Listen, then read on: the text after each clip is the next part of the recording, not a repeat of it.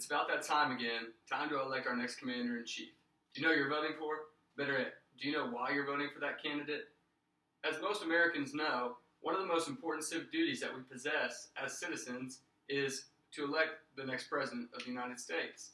Now, as important as this process is, it is majorly flawed. Flawed because the ignorance in voters is at an all-time high. I propose that we enact a nationwide civics test that must be passed before a citizen's vote counts. Now, ignorant, you may ask, what do I mean by ignorant? I mean that these people, many citizens, do not possess the proper amount of information to make an educated and informed decision about who should lead the nation for the next 4 years. Now, along with that, the people just do not appreciate the right that they have to vote. Here are some statistics from statisticbrain.org. 250 million people were eligible to vote in the 2012 election. Less than half of that number even registered to vote for that election. Now, around 120 million actually voted in the election. That's a pretty astronomically low number compared to the population that we have here in America. Now, it's not only that they do not appreciate it, but they are also just too ignorant to the facts. Now, here's some statistics from bigthink.org. 64% of people were hard-pressed to name the 3 legislative branches of government. Now, fewer than 40% were able to say which political party controlled each house of Congress. Now, if they don't know basic proceedings to the governmental process, then how should they know how to elect the next president? Now, it's not just the statistics that say it.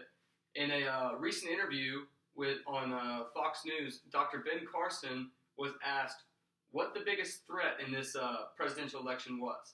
And he said the biggest threat approaching America is ignorant voters. They are ignorant to the facts, and they do not understand how to properly choose a president. And now it's not just him. In an article on CNN.com, L.Z. Granderson wrote about the Founding Fathers. He wrote about how they set up the government process and the voting process, and that they set it up in a way that only citizens who were informed about what's going on and informed about potential candidates could make a good decision on who should lead the country. It shouldn't just be whichever candidate had their name out there the most, whichever candidate had the most advertising. And he talked on about that and said that the Founding Fathers would have made a major change to the voting process if they were still around and if they knew what the future would hold for potential voters. Now, there's a few fixes that people have tried to put in, but they just have not been very effective. One of them being online civics lessons for adults. Now, this is a great idea. It's more of a government-run organization, and they have a few projects online. One of them is Project Vote Smart, and one of them is Rock the Vote. And these are great ideas, but they only apply to a small facet of the American public, meaning that these only apply to people that are already informed on what's going on. They just want to learn more. And along with that, some say that they should talk more in schools about the voting process and why you need to learn about this.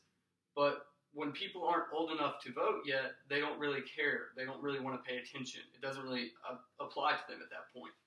And so that's not a very effective solution either. And now, kind of a radical suggestion was from Sam Bowman, and he suggests a decentralized market mechanism, which is a really right-wing idea, which is pretty much take the power away from the government, give it to the people so they can run their own marketplace, which would work, but the government has no power when people are being taken advantage of. So top-tier people like the 1%ers can take advantage of low-tier people and pretty much take all their money, and the government can't help. Now, my solution is a nationwide civics test. Civics test exactly the same for every single citizen. Wouldn't be hard to pass, would be around 10 questions, and you could pass with a 50%. This is just questions about basic government proceedings and basic knowledge about your candidate. Now, what this would do would keep voters up to date on the candidates that are on the poll. And this would destroy voter ignorance, because if they wanted their vote to count, they would have to learn about it. Now, the biggest argument against a nationwide civics test is that people say it's unconstitutional, because back in the late 1800s, when the slaves were freed, a literacy test was applied to basically throw out the African Americans' votes, and because the test was impossible to pass. But in a Fox interview with Ann Coulter, she was being interviewed about this topic, and she said there's absolutely nothing in the Constitution that reads against a civics test before your vote counts. Now, in conclusion, there have been a few steps taken to help rectify this issue, but I feel the only long-term fix to this problem would be a national civics test before your vote counts. The voting process is flawed, and if it's not fixed, I don't really want to see where the problem is with ignorant voters in the next 10 to 20 years.